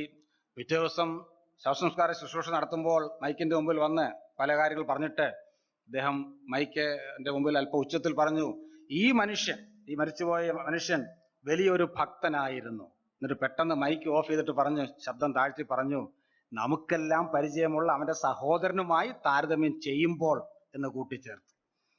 അത് ശരിയാണ്, നമുക്കെല്ലാം പരിചയമുള്ള അവന്റെ സഹോദരനുമായി താരതമ്യം ചെയ്യുമ്പോൾ അവൻ വലിയ ഭക്തനാണ്. അങ്ങനെ ഇലയ്ക്കും മുള്ളിനും കേടുള്ളത് അച്ഛൻ രക്ഷപ്പെട്ടു എന്നാണ് പറയുന്നത്. ഇത് പലപ്പോഴും ഈ മരിച്ചു കഴിയുമ്പോൾ പറയുന്ന സാക്ഷ്യങ്ങളൊക്കെ ഏറെക്കുറെ ഇതുപോലെയാണ്. അതുകൊണ്ടാണ് ഞാൻ പറഞ്ഞത്, ബർന്നബാസ് മരിച്ചു കഴിഞ്ഞപ്പോൾ അപ്പോസ്തലന്മാർ പറഞ്ഞ ഒരു സാക്ഷ്യമല്ല ഇവിടെ രേഖപ്പെടുത്തിയിരിക്കുന്നത്. ബർന്നബാസ് ജീവനോടെ ഇരിക്കുമ്പോൾ തന്നെ തനിക്ക് 1-ാം നൂറ്റാണ്ടിലെ സഭയിൽ, ആ ക്രൈസ്തവ സമൂഹത്തിൽ ലഭിച്ച ഒരു നല്ല സാക്ഷ്യം, അവനൊരു നല്ല മനുഷ്യൻ ആയിരുന്നു. ശരി, എന്താണ് ആ വാക്കിന്റെ അർത്ഥം? He was A good man. ഒരുപക്ഷെ ഈ നല്ല മനുഷ്യൻ എന്നുള്ള ആ ഒരു പ്രയോഗം കേൾക്കുമ്പോൾ ഇന്ന് നമ്മുടെ മനസ്സിൽ അതൊരു അത്ര പ്രശംസനീയമായ ഒരു സാക്ഷ്യമായി തോന്നുകയില്ല. നാം സാധാരണ ഈ നല്ല മനുഷ്യനൊക്കെ പറയുമ്പോൾ നമ്മുടെ മനസ്സിൽ വരുന്നത്, വിശ്വാസികളുടെ പോലും മനസ്സിൽ വരുന്നത്, ഒരു പാവത്താൻ, ഒരു ശുദ്ധൻ, വലിയ കഴിവും പ്രാപ്തിയൊന്നും ഇല്ല, പിന്നെ ആള് കുഴപ്പമൊന്നുമില്ല, കുഴപ്പക്കാരനല്ല, ആ നിലയിൽ മാത്രമേ ഈ നല്ല മനുഷ്യൻ എന്നുള്ള വാക്ക് കേൾക്കുമ്പോൾ നാം ചിന്തിക്കാറുള്ളൂ. അത് നമ്മുടെ കാഴ്ചപ്പാടിന്റെ ഒരു പരിമിതിയാണ്. എന്നാൽ പ്രിയപ്പെട്ടവരെ ഓർക്കുക, വേദപുസ്തകം നല്ലത്, നന്മ, നല്ല മനുഷ്യൻ, ഇതിനൊക്കെ വലിയ പ്രാധാന്യം കൽപ്പിക്കുന്നുണ്ട്. എങ്ങനെ അറിയാമെന്ന് ചോദിച്ചാൽ, ഇന്ന് കർത്താൻദാസൻ പ്രാർത്ഥിച്ചപ്പോഴും ദൈവത്തെക്കുറിച്ച് പറഞ്ഞല്ലോ. വാസ്തവത്തിൽ ഈ നന്മ എന്നുള്ള വാക്ക് ദൈവവുമായി ബന്ധപ്പെട്ടാണ് നാം വേദപുസ്തകത്തിൽ ആദ്യോടന്തം കാണുന്നത്. സുവിശേഷങ്ങളല്ല, നാം സങ്കീർത്തനങ്ങൾ നോക്കിയാൽ എത്രയോ പ്രാവശ്യം ആവർത്തിച്ചു വരുന്നൊരു പ്രയോഗമാണ്, യഹോവയ്ക്ക് സ്തോത്രം ചെയ്യുവീൻ. പിന്നെന്താണ് ബാക്കി? അവൻ നല്ലവനല്ലോ, അവന്റെ ദയ എന്നേക്കുമുള്ളത്. അനേകം സങ്കീർത്തനങ്ങളിൽ ആ വാക്യം വരുന്നുണ്ട്. യഹോവയ്ക്ക് സ്തോത്രം ചെയ്യുവൻ. എന്താണ് പ്രധാനപ്പെട്ട കാരണം? അവൻ നല്ലവനല്ലോ, അവന്റെ ദയ എന്നേക്കുമുള്ളത്. വേദപുസ്തകം ആവർത്തിച്ചു പറയുന്ന ഒരു കാര്യമാണ്, നമ്മുടെ ദൈവം നല്ല ദൈവമാണ്. ഉൽപ്പത്തി 1:31 നാം വായിക്കുന്നു, താൻ ഉണ്ടാക്കിയ സകലതിനെയും ദൈവം നോക്കി അത് നല്ലത് എന്ന് കണ്ടു. നമ്മുടെ ദൈവം നല്ലവനാണ്, തന്റെ എല്ലാ പ്രവൃത്തികളും നല്ലതാണ്. യാക്കോബ് 1:17 നാം വായിക്കുന്നു, എല്ലാ നല്ല ദാനവും തികഞ്ഞ വരമൊക്കെയും ഉയരത്തിൽ നിന്ന്, വെളിച്ചങ്ങളുടെ പിതാവിങ്കിൽ നിന്ന് ഇറങ്ങി വരുന്നു. അപ്പോൾ ദൈവം നല്ലവനാണ്, ദൈവത്തിന്റെ പ്രവൃത്തികൾ നല്ലതാണ്, ദൈവത്തിന്റെ ദാനങ്ങളും നല്ലതാണ്. യഹോവ നല്ലവനെന്ന് എന്ത് ചെയ്യണം? രുചിച്ചറിവീൻ. അത് നാം രുചിച്ചറിയണമെന്ന് വേദപുസ്തകം കൽപ്പിക്കുകയും ചെയ്യുന്നുണ്ട്. 34-ാം സങ്കീർത്തനം 8-ാം വാക്യം. ഇങ്ങനെ എത്രയെത്ര വാക്യങ്ങൾ. ഇതിൽ നമുക്ക് മനസ്സിലാക്കാൻ കഴിയുന്നത്, നമ്മുടെ ദൈവത്തിന് അനേക ആട്രിബ്യൂട്ട്സ് ഉണ്ട്, ഗുണവിശേഷങ്ങളുണ്ട്.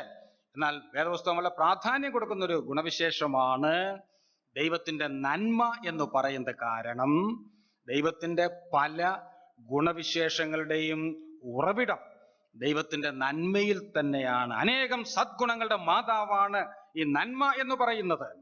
നമ്മുടെ ദൈവം നല്ല ദൈവമാണ്. പുതിയ നിയമത്തിലേക്ക് വരുമ്പോൾ നമ്മുടെ കർത്താവിനെ കുറിച്ചും ഇങ്ങനെ പല പ്രാവശ്യം പറയുന്നുണ്ട്. ഞാൻ ഒന്ന് രണ്ട് കാര്യങ്ങൾ പറഞ്ഞ് മുന്നോട്ട് പോകേണ്ടതായിട്ട് ഇരിക്കുന്നു. യോഹന്നാൻ 10:11 കർത്താവ് പറഞ്ഞു, ഞാൻ നല്ല ഇടയനാകുന്നു, നല്ല ഇടയൻ ആളുകൾക്ക് വേണ്ടി തൻ്റെ ജീവനെ കൊടുക്കുന്നു.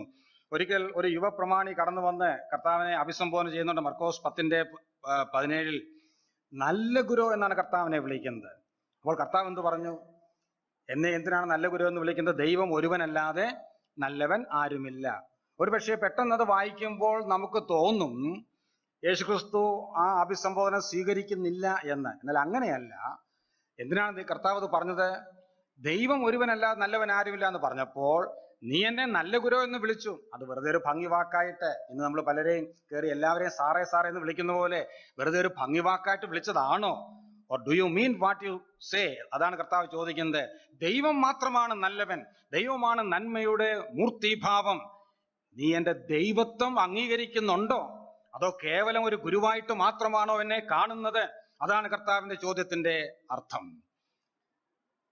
അതുകൊണ്ട് അങ്ങനെ കർത്താവ് നല്ലവനാണ്, അവൻ നല്ല ഗുരുവാണ്, അവൻ നല്ല ഇടയനാണ്. അപ്പോസ്തലപ്രവൃത്തി 10:38 പത്രോസ് ആ കൊർന്നല്യോസിന്റെ വീട്ടിലെ പ്രസംഗത്തിൽ കർത്താവിനെ കുറിച്ച് പറയുന്നു.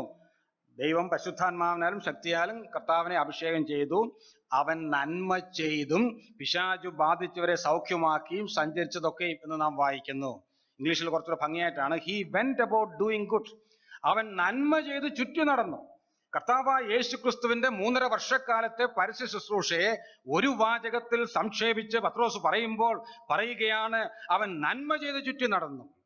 അതിനകത്തെല്ലാം ഉണ്ട് കർത്താവിന്റെ പ്രസംഗങ്ങളും കർത്താവിന്റെ ഉപമകളും തന്റെ ഉപദേശങ്ങളും രോഗികളെ സൗഖ്യമാക്കിയതും അത്ഭുത പ്രവൃത്തികളും. ഇതെല്ലാം തന്റെ നന്മയുടെ വിവിധ പ്രദർശനങ്ങളാണ്. നമ്മുടെ ദൈവം നല്ല ദൈവം, നമ്മുടെ കർത്താവ് നല്ല കർത്താവ് തന്നെയാണ്. അവൻ നല്ലവൻ നാം രുചിച്ചറിയണം. റോമർ 8:28 വായിക്കുന്ന പോലെ നമ്മുടെ ജീവിതത്തിലെ തിന്മകളെയും അവൻ നന്മയ്ക്കായിട്ട് കൂടി വ്യാപരിപ്പിക്കുന്നവനാണ്. നാം പാടുന്നൊരു പാട്ടിൽ ഇങ്ങനെ ഒരു വരിയുണ്ടല്ലോ, നല്ലതല്ലാതെ ഒന്നുമില്ല, നീ നൽകുമെല്ലാം നന്മയല്ലോ. അത് വളരെ ശരിയാണ്. നമ്മുടെ ദൈവം നല്ല ദൈവമായത് കൊണ്ട് തന്നിൽ നിന്ന് ഒരിക്കലും ഒരു തിന്മ പുറപ്പെടുകയില്ല. പ്രിയപ്പെട്ടവരെ, ഒരു പക്ഷേ നമ്മുടെ ജീവിതത്തിൽ സംഭവിക്കുന്ന ചില കാര്യങ്ങൾ തിന്മ എന്ന് നമുക്ക് തോന്നാം. എന്നാൽ അതെല്ലാം ദൈവം ആത്യന്തികമായി നന്മയ്ക്കായിട്ട് കൂടി വ്യാപരിപ്പിക്കുന്നവനാണ്. അപ്പോൾ ദൈവത്തിന്റെ ഗുണവിശേഷമാണ് നന്മ. നമ്മുടെ കർത്താവ് നല്ല കർത്താവാണ്, നല്ല ഇടയനാണ്. ഇവിടെ ഇതാ ബർന്നബാസിനെ കുറിച്ച് വേദപുസ്തകം പറയുകയാണ്, അവൻ നല്ല മനുഷ്യനായിരുന്നു. ഈ നല്ല മനുഷ്യരായിട്ടുള്ള അനേകർ ചരിത്രത്തിൽ ജീവിച്ചിരുന്നിട്ടുണ്ട്. എന്നാൽ എൻ്റെ ശ്രദ്ധയിൽപ്പെട്ടത് പുതിയ നിയമത്തിൽ 2 പേരെ കുറിച്ച് മാത്രമേ നല്ല മനുഷ്യർ എന്ന് പറയുന്നുള്ളൂ. അതുകൊണ്ട് 2 പേർ മാത്രമേ നല്ലവർ ഉണ്ടായിരുന്നു എന്നുള്ള അർത്ഥമില്ല. 2 പേരെ കുറിച്ച് മാത്രമേ നാം വായിക്കുന്നുള്ളൂ. ഒന്ന് അരിമത്യയിലെ യോസഫിനെ കുറിച്ചാണ്, ലൂക്കോസ് 23:50. പിന്നെ ഇപ്പോൾ നാം വായിച്ച അപ്പോസ്തലപ്രവൃത്തി 14 ബർന്നബാസിനെ കുറിച്ചാണ്. നല്ല മനുഷ്യൻ. ശരി, എങ്ങനെയാണ് ഈ ബർന്നബാസ് നല്ല മനുഷ്യനായത്? എന്താണ് അതിന്റെ രഹസ്യം? ഈ നന്മ എന്ന് പറയുന്നത് ഒരു വൃക്ഷത്തിന്റെ ഫലം പോലെയാണ്. എന്താണ് അതിന്റെ റൂട്ട് എന്ന് പറയുന്നത്? അതും ആ വാക്യത്തിൽ തന്നെ ഉണ്ട്. അവിടെ എന്താണ് നാം വായിക്കുന്നത്? അവൻ നല്ല മനുഷ്യനും പരിശുദ്ധാത്മാവിനാലും വിശ്വാസത്താലും നിറഞ്ഞവനും ആയിരുന്നു. അപ്പോസ്തലപ്രവൃത്തി 11:24. അപ്പോൾ അവിടെ അവന്റെ നന്മയുടെ രഹസ്യം, ഉറവിടം എന്ന് പറയുന്നത് അവിടെ തന്നെ പറയുന്നുണ്ട്. അതൊക്കെ വിശദീകരിക്കാൻ വളരെ കാര്യങ്ങളുണ്ട്, ഞാൻ ചുരുക്കമായി പറയാം. എങ്ങനെയാണ് അവൻ നല്ല മനുഷ്യനായത്? ഒന്നാമത്, അവൻ പരിശുദ്ധാത്മാവിനാൽ നിറഞ്ഞവനായിരുന്നു. പരിശുദ്ധാത്മ നിറവ് എന്ന് പറയുന്നത് മറ്റൊരു പഠന വിഷയമാണ്, മണിക്കൂറുകൾ സംസാരിക്കാൻ വകയുള്ളൊരു വിഷയമാണ്, ഞാൻ സാധാരണ എടുക്കുന്ന വിഷയമാണ്. എന്നാൽ ഇന്ന് അതിനെക്കുറിച്ച് പറയാൻ അത്രയും വിശദമാക്കാൻ ഞാൻ ആഗ്രഹിക്കുന്നില്ല. അവൻ പരിശുദ്ധാത്മാവിനാൽ നിറഞ്ഞവനായിരുന്നു എന്ന് പറഞ്ഞാൽ പരിശുദ്ധാത്മാവിനാൽ നിയന്ത്രിക്കപ്പെട്ടവനായിരുന്നു. He was controlled by the Holy Spirit. എന്താണ് പരിശുദ്ധാത്മ നിറവ്? പരിശുദ്ധാത്മ നിറവെന്ന് പറഞ്ഞാൽ, ഒരു വാചകത്തിൽ പറഞ്ഞാൽ അത് വിടട്ടെ, നമുക്ക് പരിശുദ്ധാത്മാവിനെ കൂടുതൽ കിട്ടുന്നതല്ല ആത്മനിറവ്. പ്രത്യുത പരിശുദ്ധാത്മാവിനെ നമ്മെ കൂടുതൽ കിട്ടുന്നതാണ്. ഞാൻ പറഞ്ഞത് മനസ്സിലായി കാണുന്ന പ്രതീക്ഷിക്കുന്നു. Filling with the spirit is not that we get more of the spirit, but the spirit gets more of us. നമുക്ക് പരിശുദ്ധാത്മാവിനെ കൂടുതൽ കിട്ടാൻ സാധ്യമല്ല. പരിശുദ്ധാത്മാവ് ഒരു വ്യക്തിയാണ്. നാം രക്ഷിക്കപ്പെട്ട സമയത്ത് തന്നെ ഒരു വ്യക്തി എന്ന നിലയിൽ പരിശുദ്ധാത്മാവ് നമ്മുടെ ഉള്ളിൽ കടന്നു വന്ന് വാസം ആരംഭിച്ചു. പിന്നെ പരിശുദ്ധാത്മാവിന് നമ്മെ കൂടുതൽ കിട്ടുക എന്ന് പറഞ്ഞ അർത്ഥം എന്താണ്? പരിശുദ്ധാത്മാവിനെ നമ്മുടെ ജീവിതത്തിൽ കൂടുതൽ സ്വാതന്ത്ര്യവും സ്വാധീനവും അധികാരവും അവകാശവും കിട്ടുന്നതിനെയാണ്, അല്ലെങ്കിൽ അതിനുവേണ്ടി നാം നമ്മെ തന്നെ കൂടുതൽ വിധേയപ്പെടുത്തി കൊടുക്കുന്നതിനെയാണ് പരിശുദ്ധാത്മ നിറവ് എന്ന് പറയുന്നത്. അപ്പോൾ ഒന്നാമത് അവൻ പരിശുദ്ധാത്മാവിനാൽ നിറയപ്പെട്ടവനായിരുന്നു. രണ്ടാമത് വിശ്വാസത്താൽ. അവിടെ വിശ്വാസം എന്ന് പറയുന്നത്, വിശ്വാസത്തിന് രണ്ട് തലങ്ങളുണ്ടെന്ന് നമുക്കറിയാം. രക്ഷിക്കുന്ന വിശ്വാസവുമുണ്ട്, നിലനിർത്തുന്ന വിശ്വാസവുമുണ്ട്. രക്ഷിക്കുന്ന വിശ്വാസത്തിന്റെ കാര്യത്തിൽ എല്ലാ വിശ്വാസികളും തുല്യരാണ്. എന്നാൽ നിലനിർത്തുന്ന വിശ്വാസം എന്ന് പറയുന്നത് അനുദിന ജീവിതത്തിൽ ദൈവത്തിലുള്ള സമ്പൂർണമായ ആശ്രയമാണ്. യഹോവയിൽ ആശ്രയിക്കുകയും യഹോവ തന്നെ ആശ്രയമായിരിക്കുകയും ചെയ്യുന്ന മനുഷ്യൻ ഭാഗ്യവാൻ എന്ന് നാം പഴയ നിയമത്തിൽ വായിക്കുന്നു. അപ്പോൾ ദൈവത്തിലുള്ള ആശ്രയമാണ്. ആ വിശ്വാസത്തിലും ഈ ബർന്നബാസ് നിറഞ്ഞവനായിരുന്നു, തികഞ്ഞവനായിരുന്നു. ശരി, അതും നന്മയുമായിട്ടുള്ള ബന്ധം എന്താണ്? പരിശുദ്ധാത്മ നിറവും നന്മയുമായിട്ടുള്ള ബന്ധം എന്താണ്? ബന്ധമുണ്ട്. ഗലാത്യർ 5:22, 23 വാക്യങ്ങളിൽ ആത്മാവിന്റെ ഫലം എന്ന പേരിൽ എത്ര കൂട്ടം കാര്യങ്ങൾ കാണുന്നു? 9 കൂട്ടം കാര്യങ്ങൾ കാണുന്നു. അതിനകത്ത് ഒന്ന് മലയാളത്തിൽ നാം വായിക്കുന്നത് സ്നേഹം, സന്തോഷം, സമാധാനം, ദീർഘക്ഷമ, ദയ, പരോപകാരം എന്നൊരു വാക്ക് നാം മലയാളത്തിൽ കാണുന്നു. പരോപകാരം. ഇംഗ്ലീഷ് നോക്കിയാൽ ഗുഡ്നസ് എന്നാണ് കൊടുത്തിരിക്കുന്നത്. അതിന്റെ ഗുഡ്നസ് എന്നുള്ളതിന്റെ പ്രാക്ടിക്കൽ മീനിങ് ആണ്, പ്രായോഗിക അർത്ഥമാണ് പരോപകാരം. അപ്പോൾ പരിശുദ്ധാത്മാവിന്റെ ഫലം എന്ന പേരിൽ പറയുന്ന 9 കൂട്ടം കാര്യങ്ങളിൽ ഒരു ഫലത്തിന്റെ 9 രുചിഭേദങ്ങൾ പോലെ പറയുന്ന ആ കാര്യത്തിൽ ഈ നന്മയുമുണ്ട്. അതുകൊണ്ടാണ് ദൈവത്തിന്റെ ആത്മാവ് പറയുന്നത് അവൻ നല്ല മനുഷ്യനായിരുന്നു. എന്നാൽ അതിന്റെ രഹസ്യം എന്താണ്? അതിന്റെ റൂട്ട് എന്താണെന്ന് ചോദിച്ചാൽ അവൻ പരിശുദ്ധാത്മാവിനാലും വിശ്വാസത്താലും നിറഞ്ഞവനായിരുന്നു. ഞാൻ രണ്ടാം ഭാഗത്തേക്ക് പെട്ടെന്ന് വരട്ടെ. ശരി, ഈ നന്മ എങ്ങനെയാണ് ബർന്നബാസ് തന്റെ ജീവിതത്തിൽ വെളിപ്പെടുത്തിയത്? അത് 2-3 കാര്യങ്ങൾ വലിയ വിസ്തീർണം കൂടാതെ പറയാൻ എനിക്ക് താല്പര്യമുണ്ട്. ഇനി ഞാൻ പറയുന്ന കാര്യങ്ങളൊക്കെ ഒന്ന് വേദഭാഗം എടുത്ത് വായിക്കണം. ഇത്രയും നേരം ഞാൻ വാക്യങ്ങൾ ഉദ്ധരിക്കുകയായിരുന്നു. അത് ഇനിയുള്ളത് ഒന്ന് എടുത്ത് വായിക്കുന്നത് നല്ലതാണ്. കാരണം എല്ലാം അപ്പോസ്തല പ്രവൃത്തികളിലെ വാക്യങ്ങൾ തന്നെയാണ്.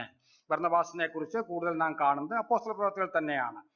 ഗലാത്യ ലേഖനത്തിലും 1 കൊരിന്ത്യരിലും ഒക്കെ ചില പരാമർശങ്ങളുണ്ട്. എന്നാൽ കൂടുതൽ കാര്യങ്ങൾ അപ്പോസ്തല പ്രവൃത്തികളിലാണ് നാം കാണുന്നത്. എവിടെയാണ് ബർന്നബാസിനെ കുറിച്ച് ആദ്യം നാം വായിക്കുന്നത്? അത് അപ്പോസ്തല പ്രവൃത്തികൾ 4-ാം അധ്യായത്തിന്റെ 36-ാം വാക്യത്തിലാണ്. പെട്ടെന്ന് അതൊന്ന് വായിക്കാം. 36.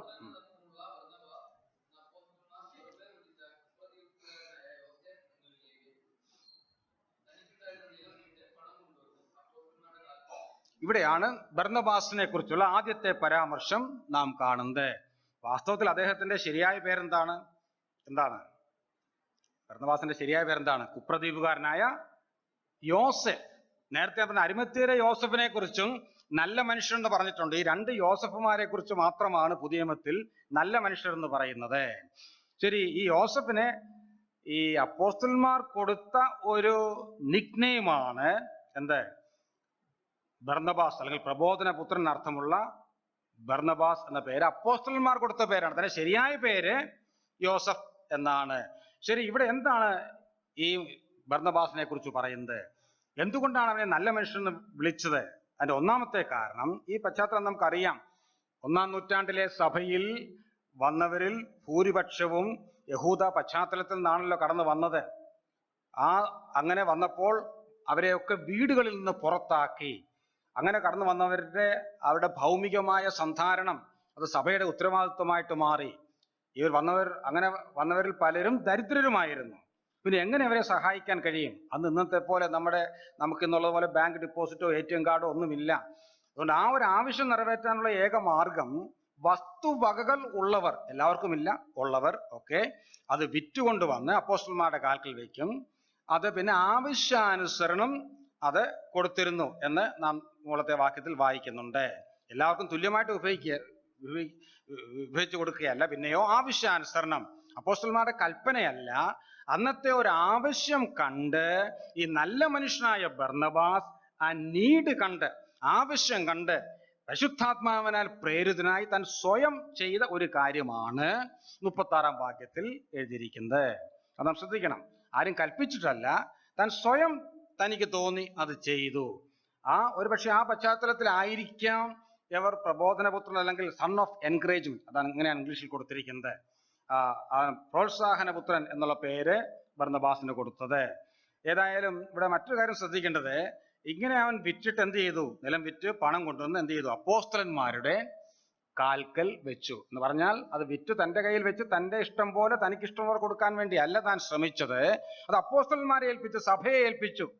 വിറ്റു, അത് സഭയെ ഏൽപ്പിച്ചു. അപ്പോസ്തലന്മാർ ഇഷ്ടമുള്ള ചെയ്യട്ടെ എന്ന് പറഞ്ഞ് കൊടുത്തു. അതും താൻ വിറ്റ് കൊടുത്തു എന്നുള്ളത് തന്നെ പ്രശംസനീയമാണ്. ഈ പറഞ്ഞ കാര്യവും വളരെ പ്രശംസനീയമാണ്. എന്തുകൊണ്ടാണ് ഞാൻ അങ്ങനെ പറഞ്ഞതെന്നറിയാമോ? പലപ്പോഴും ഇന്ന് നാം പലപ്പോഴും പല കാര്യങ്ങൾ കൊടുക്കുന്നവരാണ്. എന്നാൽ കൊടുത്തു കഴിഞ്ഞാലും അത് നമ്മുടെ ഹൃദയത്തിൽ നിന്നും മനസ്സിൽ നിന്നും പോകുന്നില്ല. കൊടുത്തു കഴിഞ്ഞാലും ഞാൻ കൊടുത്തതാണ് എന്നൊരു ക്ലെയിം മനസ്സിലെങ്കിലും നമുക്ക് ഉണ്ട്. ഏതോ ഒരു സ്ഥലത്തെ ഒരു പള്ളിയിൽ നടന്ന ഒരു സംഭവം ഞാനിങ്ങനെ പറഞ്ഞു കേട്ടിട്ടുണ്ട്. ഒരു വലിയ പള്ളിയുടെ കെട്ടിടം പണിയുമ്പോൾ അവിടെ പള്ളിയിലെ ഫാൻ എല്ലാം ആ പള്ളിയിലെ ആ ഇടവക ഒരംഗം തന്നെ കൊടുക്കാൻ തീരുമാനിച്ചു. അവിടെയൊക്കെ ഒരു രീതിയുണ്ട്, ബെഞ്ച് കൊടുക്കും, കസേര കൊടുക്കും. പക്ഷെ ആര് കൊടുത്താലും donated by so and so എന്ന് എഴുതുന്ന ഒരു രീതിയുണ്ട്. അത് ആ പള്ളിയിലെ രീതിയാണ്, നമ്മുടെ സഭയിലെ കാര്യമല്ലല്ലോ. അപ്പോൾ ഇദ്ദേഹത്തിന് ഫാൻ കൊടുക്കാൻ തീരുമാനിച്ചു. അപ്പോൾ അദ്ദേഹത്തിന് സംശയം, ഇത് ഫാനിൽ എവിടെയാണ് ഇത് എഴുതേണ്ടത്? അപ്പോൾ അദ്ദേഹം ഈ അച്ഛനെ ചെന്ന് കണ്ടു. അച്ഛനോട് തന്നെ അങ്ങ് നേരിട്ട് ചോദിച്ചു, അച്ഛാ എന്ത് ചെയ്യണം? ഞാനത് ഒരു ലീഫിൽ എഴുതിയാൽ മതി, അത് 3 ലീഫിൽ എഴുതണം? ഇതാണ് അദ്ദേഹത്തിന്റെ സംശയം. 1 ലീഫിൽ എഴുതണോ 3 ലീഫിൽ എഴുതണോ? ഈ അച്ഛൻ വളരെ ബുദ്ധിമാനായ ഒരു അച്ഛനായിരുന്നു. അച്ഛൻ പറഞ്ഞു, സുഹൃത്തെ, ഈ ഫാനിൽ ഒരിടത്തും എഴുതാതിരിക്കുന്നതാണ് നല്ലത്. കാരണം ഈ ഫാൻ ഈ സ്പീഡിൽ കറങ്ങുമ്പോൾ എഴുതുന്നൊന്നും ആർക്കും വായിക്കാൻ പറ്റുകയില്ല. ആരും മുകളിലോട്ട് നോക്കി ഇതൊന്നും വായിക്കത്തുമില്ല. അതൊന്നാമത്തെ കാര്യം. 2, ഏത് ഫാനും കുറെ നാൾ കഴിയുമ്പോൾ കേടാകും. ഇത് കേടായി കഴിയുമ്പോൾ എല്ലാവരും മുകളിലോട്ട് നോക്കും. അപ്പോൾ താങ്കളുടെ പേര് കാണും. അപ്പോൾ താങ്കളെ മനസ്സുകൊണ്ടെങ്കിലും പഴിക്കും. അതുകൊണ്ട് എഴുതാതിരിക്കുന്നതാണ് ഭംഗി എന്ന് പറയുന്നത്. അല്ലാതെ എഴുതിയില്ല. ഞാൻ പറഞ്ഞ താല്പര്യം, ഇത് പലപ്പോഴും നാം കൊടുത്തു കഴിഞ്ഞാലും ഇതെല്ലാം എന്റേതാണ്, നമ്മുടെ ഹൃദയത്തിൽ നിന്ന് പോകുന്നില്ല. ഒരു ക്ലെയിം വേണം. ഇന്ന് പിന്നെ നമ്മൾ എന്ത് ചെയ്താലും ഉടനെ ഫോട്ടോ എടുത്ത് വാട്സാപ്പിലിടും. അത് വേറൊരു വിഷയം. അക്കാര്യത്തിൽ നമ്മൾ മുമ്പിലാണ്. ഇടം കൈ ചെയ്യുന്നത് വലം കൈ അറിയുന്നതൊക്കെ നാം പ്രസംഗിക്കാറുണ്ടെങ്കിലും ഏതെങ്കിലും ഒരു കൈ അറിഞ്ഞില്ലെങ്കിൽ നമുക്ക് ഉറക്കം വരികയുമില്ല. അത് മറ്റൊരു വിഷയം. എന്നാൽ ബർന്നബാസ് അതൊന്നും ചെയ്തില്ല. ഇത് താൻ രഹസ്യമായി ചെയ്ത കാര്യം വളരെ വർഷങ്ങൾക്ക് ശേഷം ലൂക്കോസ് അത് എഴുതി വെച്ചു എന്ന് മാത്രം. ഇങ്ങനെ എഴുതും എന്ന് പ്രതീക്ഷിച്ചല്ല ബർന്നബാസ് അത് ചെയ്തത്. ഒരു നല്ല കാര്യം. അപ്പോൾ ഒന്നാമത് നമുക്ക് മനസ്സിലാക്കാൻ കഴിയുന്നത്, ഈ ദൈവത്തെക്കുറിച്ചുള്ള വാക്യങ്ങളിലെല്ലാം ഒരു വാചകം വരുന്നുണ്ട്, യഹോവ നല്ലവനല്ലോ, അവന്റെ ദയ എന്നേക്കുമുള്ളത്. യഹോവ നല്ലവനാണ്. എങ്ങനെ അറിയാം? അവൻ ദയയുള്ളവനാണ്. അതുതന്നെയാണ് ഇവിടെ ബർന്നബാസ് ചെയ്തത്. He was a man of Mercy.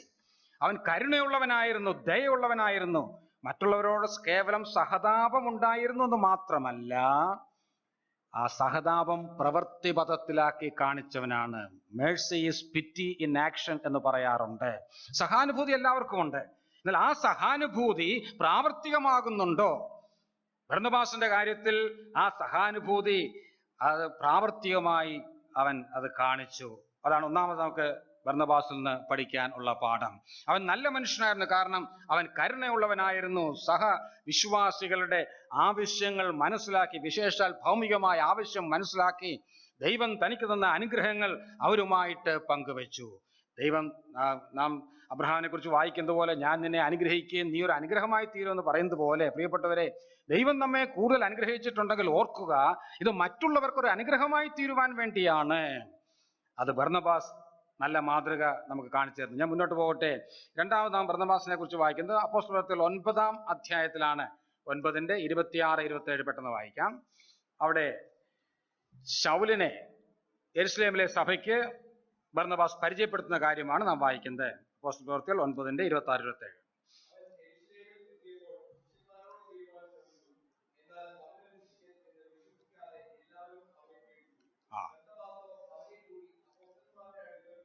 മതി, അത്രയും മതി. നമുക്ക് അത്രയും സമയമുള്ളൂ. കാര്യം നമുക്കറിയാമല്ലോ, ശൗലിന്റെ മാനസാന്തരം. ശൗല് മാനസാന്തരപ്പെട്ടു. വലിയ പ്രതീക്ഷയോടാണ് യെരുശലേമിൽ വന്നത്. ശിഷ്യന്മാരോട് ചേരുവാൻ അവൻ ശ്രമിച്ചു എന്നാണ് വായിക്കുന്നത്. അതിനുവേണ്ടി പല നിലകളിൽ പരിശ്രമിച്ചു കാണും. എന്നാൽ അവനൊരു ശിഷ്യൻ എന്ന് വിശ്വസിക്കാതെ എല്ലാവരും അവനെ പേടിച്ചു. എന്ന് പറഞ്ഞാൽ അവനെ കൂട്ടായ്മയിൽ ചേർത്തില്ല. കാരണം ശൗലിന്റെ പഴയ ചരിത്രം അവർക്കറിയാം. അതുകൊണ്ട് അവനെ ഭയപ്പെട്ടു. അവന്റെ മാനസാന്തരം ശരിയാണോ സംശയിച്ചു. എന്നാൽ അങ്ങനെ ഒരു സന്ദർഭത്തിൽ ബർന്നബാസ് മുൻകൈയെടുത്ത്, എന്റെ ഭാഷയിൽ പറഞ്ഞാൽ ഒരു വലിയ റിസ്ക് എടുത്ത്, ഒരു വലിയ അപകട സാധ്യത എന്റെ പിന്നിലുണ്ട്, എന്നാൽ ആ റിസ്ക് എടുത്ത് അപ്പോസ്തലന്മാരുടെ അടുക്കൽ കൊണ്ടുവന്നു. മാനുഷികമായി ചിന്തിച്ചാൽ, അത് അടിവരയിട്ട് പറയാണ്, മാനുഷികമായി ചിന്തിച്ചാൽ ഒരുപക്ഷെ ഈ ബർന്നബാസ് ഇല്ലായിരുന്നെങ്കിൽ പൗലോസ് ആകുകയില്ലായിരുന്നു. ദൈവത്തിൻ്റെതായ കാര്യപരിപാടികൾ ഉണ്ട്, അത് മറന്നുകൊണ്ടല്ല ഞാൻ പറയുന്നത്. എന്നാൽ ഒരു ഹ്യൂമൻ പോയിന്റ് ഓഫ് വ്യൂവിൽ നാം ചിന്തിക്കുമ്പോൾ ഈ പൗലോസിനെ പൗലോസ് ആക്കുന്നതിന്റെ പിന്നിൽ മറഞ്ഞെന്ന് പ്രവർത്തിച്ചത് ഈ ബർന്നബാസ് ആയിരുന്നു. നമുക്കറിയാം, ഇന്നും വലിയ പ്രശ്നമാണ് മറ്റ് പശ്ചാത്തലത്തിൽ നിന്നൊക്കെ രക്ഷിക്കപ്പെട്ടു വരുന്നവരെ നമുക്ക് സഭയിൽ സ്വീകരിക്കാനും സ്നാനപ്പെടുത്താനും ഒക്കെ ഇന്നും നമ്മുടെ സ്ഥലസഭകൾ വളരെ മടിക്കുന്നുണ്ട്. അങ്ങനെയുള്ള പല അനുഭവങ്ങളും ഞാൻ കേട്ടിട്ടുണ്ട്. എന്നാൽ പ്രിയപ്പെട്ടവരെ, ഇവിടെ ബർന്നബാസ് നമുക്കൊരു നല്ല മാതൃക തരികയാണ്. ഇവ രണ്ടാമതൊക്കെ മനസ്സിലാക്കാൻ കഴിയുന്നത്, he was a man of encouragement. മറ്റുള്ളവരെ ഉത്സാഹിപ്പിക്കുന്ന വ്യക്തിയായിരുന്നു. ഒന്നാമത് അവൻ കരുണയുള്ളവനായിരുന്നു. രണ്ടാമത് അവൻ മറ്റുള്ളവരെ പ്രോത്സാഹിപ്പിക്കുന്ന വ്യക്തിയായിരുന്നു. പൗലോസിനെ പ്രോത്സാഹിപ്പിച്ച് അപ്പോസ്തലന്മാർക്ക് ഇൻട്രൊഡ്യൂസ് ചെയ്തത് ഈ ബർന്നബാസ് ആണ്. അപ്പോസ്തലപ്രവൃത്തി 11:22 മുതൽ പെട്ടെന്ന് വായിച്ചാൽ അതിന്റെ പശ്ചാത്തലം കിട്ടും. 24 നമ്മൾ നേരത്തെ വായിച്ചതാണ്. 22 മുതൽ ഒന്ന് പെട്ടെന്ന് വായിക്കാമോ?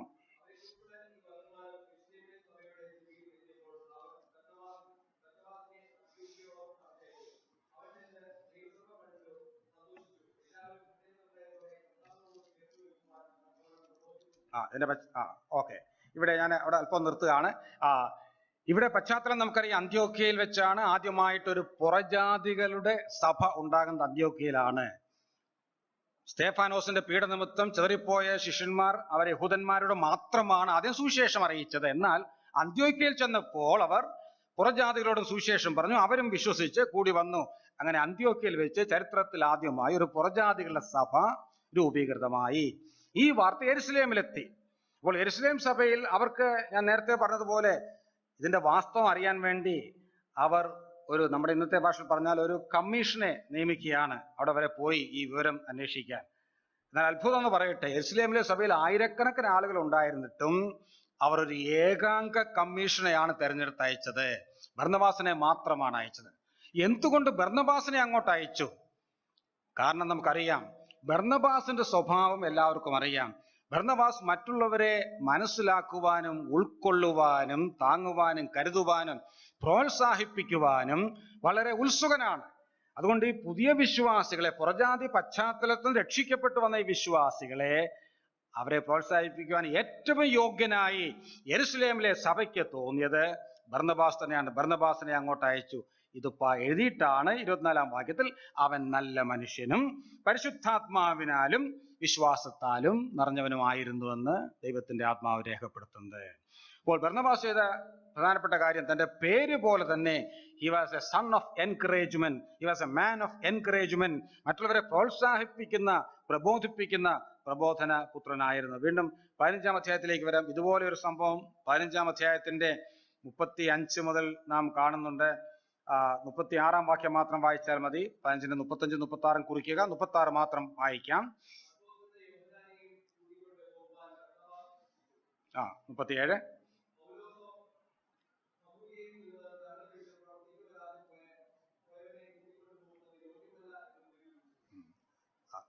നാം വായിക്കുന്നത് ഇങ്ങനെ: അവർ തമ്മിൽ ഉഗ്രവാദം ഉണ്ടായിട്ട് വേർപിരിഞ്ഞു. ബർന്നബാസ് മർക്കോസിനെ കൂട്ടി കപ്പൽ കയറി കുപ്രോസ് ദ്വീപിലേക്ക് പോയി നാം വായിക്കുന്നു. എന്താണ് ഇവിടുത്തെ സംഭവം നമുക്കറിയാം. മർക്കോസ് ആദ്യത്തെ മിഷണറി യാത്രയിൽ ഉണ്ടായിരുന്നു. രണ്ടാമത്തെ മിഷണറി യാത്രയിൽ മർക്കോസിനെയും കൂട്ടിക്കൊണ്ട് പോകണമെന്ന് ബർന്നബാസ് നിർദ്ദേശിച്ചപ്പോൾ പൗലോസിന് അത് സമ്മതമായില്ല. അതിന്റെ കാരണമൊക്കെ നമുക്കറിയാം. എന്നാൽ അങ്ങനെ ഒരു സന്ദർഭത്തിൽ മർക്കോസിനെ വിട്ടുകളയുവാൻ, ഉപേക്ഷിക്കുവാൻ ബർന്നബാസ് തയ്യാറായില്ല. അവർ തമ്മിൽ ഉഗ്രവാദം ഉണ്ടായി എന്നൊക്കെ നാം വായിക്കുന്നു. എന്നാൽ ഈ മർക്കോസിനെ കൂട്ടിക്കൊണ്ട് മറ്റൊരു മിഷണറി യാത്രയ്ക്ക് വേണ്ടി ബർന്നബാസ് പോവുകയാണ്.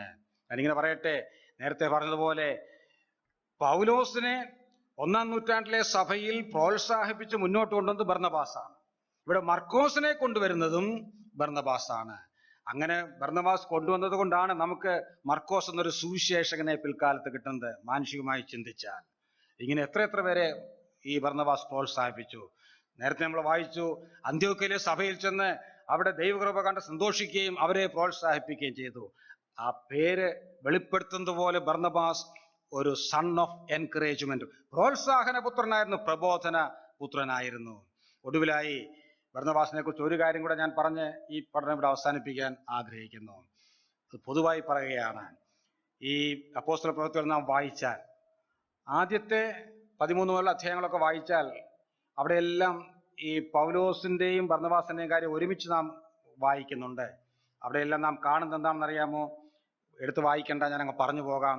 അപ്പോസ്തലപ്രവൃത്തി 11:30, 12:25, 13:2-7 ഇവിടെ എല്ലാം ബർന്നബാസും ശൗലും എന്നാണ് രേഖപ്പെടുത്തിയിരിക്കുന്നത്. കാരണം ഈ ശൗലിനേക്കാൾ നേരത്തെ രക്ഷിക്കപ്പെട്ട വ്യക്തിയാണ് ബർന്നബാസ്. ബർന്നബാസാണ് ഒരു പക്ഷേ സീനിയറും ആയിരിക്കാം. അതുകൊണ്ട് അവിടെയെല്ലാം ബർന്നബാസും ശൗലും എന്നാണ് കാണുന്നത്. എന്നാൽ അപ്പോസ്തലപ്രവൃത്തി 13:43 പിന്നെ അങ്ങോട്ട് വായിച്ചാൽ അവിടെ ഇത് തിരിയുകയാണ്. പൗലോസും ബർന്നബാസും എന്നാണ് നാം പിന്നെ വായിക്കുന്നത്. എന്താണ് നിങ്ങൾ മനസ്സിലാക്കാൻ കഴിയുന്നത്? ഈ ബർന്നബാസ് അനേകരെ പ്രോത്സാഹിപ്പിച്ച് വളർത്തി മുന്നോട്ട് കൊണ്ടുവന്നിട്ട് ഇന്ന് പലരും ചെയ്യുന്നത് പോലെ അവരെ അവരുടെ കൊടക്കീഴിൽ മാത്രം ഒതുങ്ങി നിൽക്കുവാൻ തക്കവണ്ണം ആ നിലയിൽ നിർബന്ധിക്കുകയല്ല, പിന്നെയോ അങ്ങനെ താൻ വളർത്തിക്കൊണ്ട് വന്നവരൊക്കെ തന്നേക്കാൾ ഉയരങ്ങളിലെത്തുവാൻ തക്കവണ്ണം പ്രോത്സാഹിപ്പിച്ച് പുഷ് ചെയ്ത് മുന്നോട്ട് വിടുകയാണ്. ബർന്നബാസ് ഒരു ലേഖനവും എഴുതിയിട്ടില്ല, ഒരു സുവിശേഷവും എഴുതിയിട്ടില്ല. എന്നാൽ ബർന്നബാസ് കൊണ്ടുവന്ന പൗലോസ് 13 ലേഖനങ്ങൾ നമുക്ക് എഴുതി തന്നു. മർക്കോസ് ഒരു സുവിശേഷവും എഴുതി. അങ്ങനെ മറ്റുള്ളവരെ മുമ്പിലോട്ട് നിർത്തിയിട്ട് താൻ പിന്നിലേക്ക് പോകുകയാണ്. അവൻ തിരശ്ശീലയ്ക്ക് പിന്നിലേക്ക് മറയുകയാണ്. ഇംഗ്ലീഷിൽ പറയാറുണ്ടല്ലോ, he played the second fiddle. അതിന്റെ കറക്റ്റ് മലയാളം പറയാൻ എനിക്ക് അറിയത്തില്ല, ആശയം മനസ്സിലായി കാണുമല്ലോ. അവൻ എപ്പോഴും പിന്നിൽ നിന്ന് പ്രവർത്തിപ്പാനാണ് ആഗ്രഹിച്ചത്. തിരശ്ശീലയ്ക്ക് പിന്നിൽ നിന്ന് മറ്റുള്ളവരെ മുമ്പിൽ നിർത്തി മറ്റുള്ളവരെ തന്നേക്കാൾ ശ്രേഷ്ഠനെന്നെണ്ണി മുന്നോട്ട് നിർത്തുവാൻ, ഉത്സാഹിപ്പിക്കുവാൻ ഈ പ്രബോധനപുത്രനായ ബർന്നബാസിനെ കഴിഞ്ഞു. ഞാൻ അതിന്റെ വാക്കുകളോട് അവസാനിപ്പിക്കാൻ ആഗ്രഹിക്കുന്നു. ഇത്രയും നേരം ബർന്നബാസിനെ കുറിച്ച് കേട്ടു. ഇതിന്റെ വെളിച്ചത്തിൽ നാം ഒരു തീരുമാനം എടുക്കേണ്ടതായിരിക്കുന്നു. നമ്മുടെ ജീവിതത്തെ ഒന്ന് പരിശോധിക്കുക. എനിക്കറിയാം, എൻ്റെ ജീവിതത്തെക്കുറിച്ച് അറിയാം. എൻ്റെ ജീവിതത്തിൽ അനേകം ബർന്നബാസുമാരെ കഴിഞ്ഞ കാലങ്ങളിൽ ദൈവം ഒരുക്കിയിട്ടുണ്ട്. അങ്ങനെ ചില ബർന്നബാസുമാരുള്ളത് കൊണ്ടാണ് ഇന്ന് ഞാൻ ഈ സ്റ്റേജിൽ നിൽക്കുന്നത്. ശരി, നമ്മുടെയൊക്കെ ജീവിതത്തിൽ അങ്ങനെ കാണും. പലരും ഇന്ന് തീർച്ചയായിരിക്കും പിന്നിൽ മറഞ്ഞു എന്ന് മാത്രമല്ല, അവർ യവനികയ്ക്കുള്ളിൽ മറയപ്പെട്ടു. അവരിന്ന് കർത്താവിന്റെ വിശ്രമിക്കുന്നു.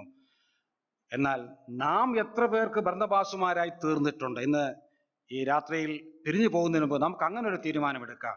കഴിഞ്ഞ കാലങ്ങളിൽ നമ്മെ ആത്മീക ജീവിതത്തിൽ വളരുവാൻ, ആത്മീക ശുശ്രൂഷകളൊക്കെ പ്രോത്സാഹിപ്പിച്ച ചിലരെ ഓർത്ത് നമുക്ക് ദൈവത്തിന് സ്തോത്രം ചെയ്യാം. ബർന്നബാസ് 1-ാം നൂറ്റാണ്ടിലെ സഭയിൽ മാത്രമല്ല, എല്ലാ കാലത്തും ഇങ്ങനെയുള്ള ബർന്നബാസുമാരുണ്ട്. ഇന്ന് നമുക്കൊരു ബർന്നബാസായി തീരുവാൻ വേണ്ടി തീരുമാനമെടുക്കാം. ഞാനത് പറയുമ്പോൾ ഇത് സഹോദരന്മാർക്ക് മാത്രമുള്ള ശുശ്രൂഷയാണ്, തെറ്റിദ്ധരിക്കരുത്. ഞാൻ തുറന്നു പറയട്ടെ, കുന്നുകുഴി സഭയിൽ എന്നെ പ്രോത്സാഹിപ്പിച്ച ചില ആന്റിമാരുണ്ടായിരുന്നു. ഇന്നവരില്ല. അതൊക്കെ ഞാൻ ചിലപ്പോഴൊക്കെ അവിടെ പറഞ്ഞിട്ടുണ്ട്, ഞാൻ പേര് പറയുന്നില്ല. അങ്കിളുമാർ മാത്രമല്ല, ആന്റിമാരെന്നെ പ്രോത്സാഹിപ്പിച്ചിട്ടുണ്ട്. അവരുടെയൊക്കെ പ്രോത്സാഹനവും പ്രാർത്ഥനയും കൊണ്ടാണ് ഞാൻ ഇന്ന് നിൽക്കുന്നത്. അതുകൊണ്ട് സഹോദരിമാർക്കും ചെയ്യാവുന്ന ഒരു ശുശ്രൂഷയാണ് ബർന്നബാസിന്റെ ശുശ്രൂഷ. എല്ലാവർക്കും ചെയ്യാൻ കഴിയും. മറ്റുള്ളവരെ പ്രോത്സാഹിപ്പിക്കുക. പൗലോസ് എഴുതിയല്ലോ, ഓരോരുത്തരും മറ്റുള്ളവനെ തന്നേക്കാൾ ശ്രേഷ്ഠം നേടണം, ബഹുമാനിക്കുന്നതിൽ അന്യോന്യം മുന്നിട്ട് കൊള്ളുവിൻ. റോമർ 12 നാം വായിക്കുന്നു. അല്ലെങ്കിൽ അന്യോന്യം മത്സരിപ്പിൻ എന്നാണ് പൗലോസ് എഴുതുന്നത്. ഈ നാളുകളിൽ ഈ ബർന്നബാസിന്റെ ശുശ്രൂഷ ചെയ്യുന്ന അനേകർ സഭകളിൽ എഴുന്നേൽക്കേണ്ടത് ആവശ്യമാണ്. കർത്താവെ, എന്നെയും ഒരു ബർന്നബാസ് ആക്കണമേ. ബർന്നബാസിന്റെ ശുശ്രൂഷ ഒരു ചെറിയ അളവിലെങ്കിലും ചെയ്യുവാൻ എന്നെയും സഹായിക്കണമേ, ശക്തീകരിക്കണമേ എന്ന് നമുക്ക് പ്രാർത്ഥിക്കാം. അങ്ങനെയുള്ള ബർന്നബാസുമാർ സഭകളിൽ എഴുന്നേൽക്കുമ്പോൾ തീർച്ചയായും അങ്ങനെയുള്ള സഭകളിൽ പൗലോസുമാരും തിമത്യോസുമാരും മർക്കോസുമാരും ഒക്കെ ഉണ്ടാകും. ഈ നാളുകളിൽ ഏറ്റവും വലിയ ഒരു ആവശ്യം എന്ന് പറയുന്നത് ബർന്നബാസിന്റെ ശുശ്രൂഷ ചെയ്യുന്ന സഹോദരന്മാരാണ്. തീർച്ചയായും ദൈവത്തിന്റെ ആത്മാവ് വളരെ നല്ലൊരു സാക്ഷ്യമാണ് പറഞ്ഞത്. അവൻ നല്ല മനുഷ്യനായിരുന്നു. ഒരിക്കൽ നമ്മുടെ ആ ഓട്ടം പൂർത്തിയാക്കി ക്രിസ്തുവിന്റെ ന്യായാസനത്തിൽ നാം എല്ലാം നിൽക്കുമ്പോൾ, പ്രിയപ്പെട്ടവരെ, വലിയ കാര്യങ്ങളൊന്നും നമുക്ക് സാധിച്ചില്ലെങ്കിലും, വലിയ കാര്യങ്ങളൊന്നും കർത്താവ് പറഞ്ഞില്ലെങ്കിലും, കർത്താവ് നമ്മുടെ ജീവിതത്തെ നോക്കി ഈ എൻ്റെ മകൾ ഈ ഭൂമിയിൽ ജീവിച്ചപ്പോൾ ഒരു നല്ല മനുഷ്യനായിരുന്നു, അല്ലെ നല്ല ഒരു വിശ്വാസിനിയായിരുന്നു പറയാൻ കഴിഞ്ഞാൽ ഇതിനേക്കാൾ വലിയൊരു സാക്ഷ്യം നമുക്ക് ആവശ്യമില്ല. അതുകൊണ്ട് കർത്താവിന്റെ സാക്ഷ്യം പ്രാപിക്കാൻ തക്കവണ്ണം ബർന്നബാസ് നമുക്ക് തന്ന മാതൃകളൊക്കെ പിൻപറ്റിക്കൊണ്ട് മറ്റുള്ളവരോട് ദയയുള്ളവരായി, മറ്റുള്ളവരെ പ്രോത്സാഹിപ്പിക്കുന്നവരായി, മറ്റുള്ളവരെ മുമ്പിൽ നിർത്തുവാനും അവരെ ശ്രേഷ്ഠരെന്ന് എണ്ണുവാനും ഒക്കെ നമുക്കും പരിശ്രമിക്കാം. അതിനുവേണ്ടിയുള്ള ഒരു തീരുമാനമെടുത്തുകൊണ്ട് നമുക്കൊന്ന് മടങ്ങിപ്പോകാം. അതിന് ദൈവത്തിന്റെ പരിശുദ്ധാത്മാവ് വചനം സംസാരിച്ച് എന്നെയും കേട്ട നിങ്ങളെയും ഒരുപോലെ സഹായിക്കട്ടെ എന്ന് പ്രാർത്ഥിച്ചുകൊണ്ടും ആശംസിച്ചുകൊണ്ടും ഇത്രയും നേരം എന്നെ ശ്രദ്ധിച്ച എല്ലാവരോടും നന്ദി പറഞ്ഞുകൊണ്ടും വിശേഷ സ്ഥലം സഭയോടുള്ള നന്ദി അറിയിച്ചുകൊണ്ടും ഞാൻ എൻ്റെ വാക്കുകളെ ഉപസംഹരിക്കുന്നു. ദൈവനാമം ഇന്നും എന്നേക്കും വാഴ്ത്തപ്പെടുമാറാകട്ടെ.